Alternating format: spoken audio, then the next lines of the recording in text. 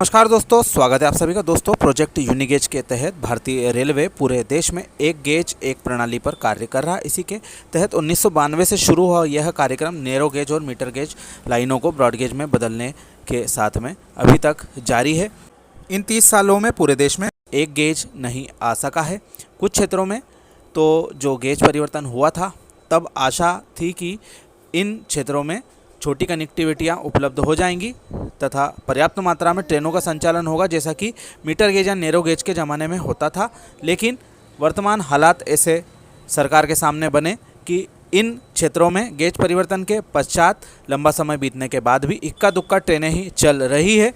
पूरे देश में ऐसे कई क्षेत्र हैं, लेकिन हम प्रमुख तौर पर हाल ही में चर्चा में आए 2 सेक्शनों के बारे में बात करेंगे, जिसमें से एक है गुजरात का बोटाद गांधीग्राम साबरमती सेक्शन और दूसरा है जबलपुर गोंदिया सेक्शन। पहले हम चर्चा करते हैं बोटाद गांधीग्राम साबरमती सेक्शन की। इस सेक्शन को हाल ही में मीटर गेज से ब्रॉड गेज में परिवर्तित किया गया। इसके पश्चात इस पर अभी वर्तमान में 2 पैसेंजर ट्रेनों का संचालन केवल गांधीग्राम तक ही किया जा रहा है।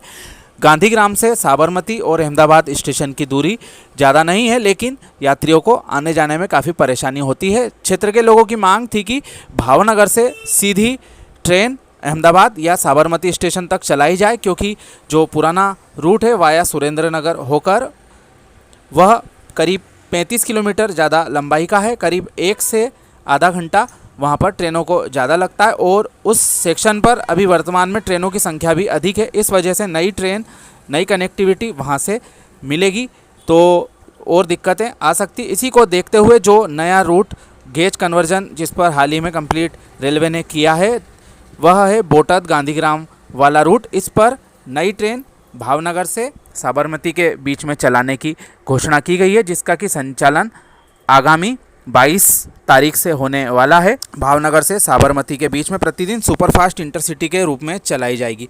इसका टाइम टेबल भी सामने आ गया है। इसका भावनगर से चलने का समय सुबह 6 बजे के करीब में है, जो कि भावनगर, परा, सीहोर, बोटाद, धंधुलका, धोलका, सरखेज, वस्त्रापुर, गांधीग्राम होते हुए साबरमती 10:30 बजे सुबह पहुंच जाएगी। यानी कि यह जो पुराना रूट है वाया सुरेंद्रनगर होकर उससे करीब आधा घंटा कम समय में यात्रियों को साबरमती पहुंचा देगी। वापसी में यह गाड़ी शाम को 4 बजे के करीब में साबरमती से रवाना होकर इन्हीं सभी स्टेशनों पर रुकते हुए रात 8:30 बजे के करीब भावनगर पहुंच जाएगी।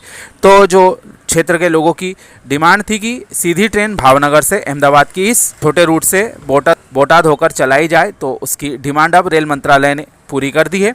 दूसरे महत्वपूर्ण रूट की बात करें तो काफ़ी सुर्खियों में रहने वाला जबलपुर से गोंदिया का गेज कन्वर्जन। इस पर लंबे समय से विभिन्न आंदोलन क्षेत्र के लोगों के द्वारा किए जा रहे हैं। वजह है कि जो जबलपुर से गोंदिया के बीच में रेलवे ने केवल 3 ट्रेनें ही लंबी दूरी की दे रखी है, वह भी एक साप्ताहिक और 2 ट्रेनें त्रिसाप्ताहिक है।